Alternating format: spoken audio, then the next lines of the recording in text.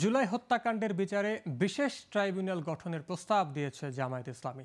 সফররত জাতিসংঘের fact finding কমিটির সাথে বৃহস্পতিবার বিকেলে এক বৈঠকে এমন প্রস্তাব দিয়েছে দলটি। জামায়াতের নায়েবে আমির ডক্টর আবদুল্লাহ আল তাহের জানান, স্বৈরাচার সরকারের হত্যা নির্যাতনের প্রকৃত চিত্র কমিটির কাছে তুলে ধরা হয়েছে। হেলিকপ্টারে করে মরণাস্ত্র দিয়ে ছাত্র জনতার উপর নির্বিচারে গুলি করা হয়েছে, যা একটি গণহত্যার সব শর্ত পূরণ করে। কাজেই বিদ্যমান আইন সংশোধনী সংস্থাটির সহায়তা চাওয়া হয়েছে। আগামী মাসে দ্বিতীয় দল এই কাজে অন্তর্বর্তী সরকারকে সহায়তা করবে বলেও আশ্বাস মিলেছে বৈঠকে।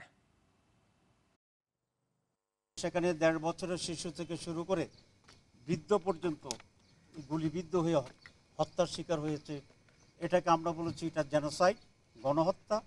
এটাকে জেনোসাইড হিসেবে টেক আপ করে যেন সুষ্ঠু বিচার হয় সেই ব্যবস্থা গ্রহণ করার জন্য ক্রাইম এগেনস্ট হিউম্যানিটি এই নামে একটি ট্রাইব্যুনাল করে তদন্ত এবং সঠিকভাবে যেন এটার বিচার অনুষ্ঠিত হতে পারে সেভাবে বাংলাদেশ সরকারকে তারা যেন সহযোগিতা করে।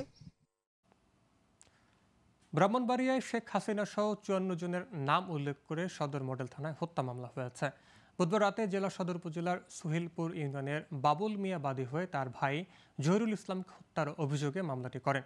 মামলায় সাবেক প্রধানমন্ত্রী শেখ হাসিনা, সাবেক মন্ত্রী ওবায়দুল মুক্তাদির চৌধুরী, সাবেক আইনমন্ত্রী আনিসুল হক, সাবেক স্বরাষ্ট্রমন্ত্রী আসাদুজ্জামান খান কামাল ও জেলা আওয়ামী লীগের সিনিয়র সহসভাপতি হেলাল উদ্দিনকে হুকুমের আসামি করা হয়েছে।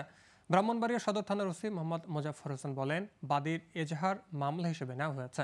বিষয়টি তদন্ত সাপেক্ষে পরবর্তী আইনি ব্যবস্থা নেওয়া হবে।